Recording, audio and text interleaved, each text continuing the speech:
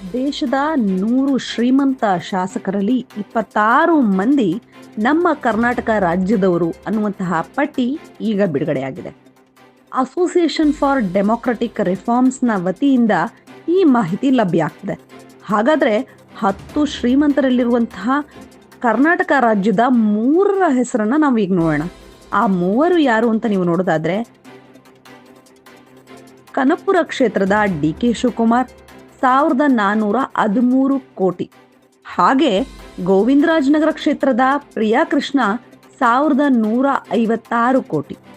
ಇನ್ನು ಟಾಪ್ 10 ನಲ್ಲಿ ಕಡೆಯದಾಗಿ ಗುರುತಿಸಿಕೊಂಡಿರೋದು ಹೆಬ್ಬಾಳ ಕ್ಷೇತ್ರದ ಭೈರತಿ ಸುರೇಶ್ 648 ಕೋಟಿ ಆಸ್ತಿಯನ್ನ ಚುನಾವಣಾ ಆಯೋಗಕ್ಕೆ ನೀಡಿರುವಂತಹ ಮಾಹಿತಿಯಲ್ಲಿ ಪ್ರಮಾಣ ಪತ್ರದಲ್ಲಿ ತಿಳಿಸಿದ್ದಾರೆ. ಸೊ ಶ್ರೀಮಂತ ಶಾಸಕರಿದ್ದಾರೆ, ಜನರು ಸಹ ಅದೇ ರೀತಿ ಶ್ರೀಮಂತರಾಗಲಿ ಅನ್ನೋದು ಎಲ್ಲರ ಆಶಯವಾಗಿದೆ.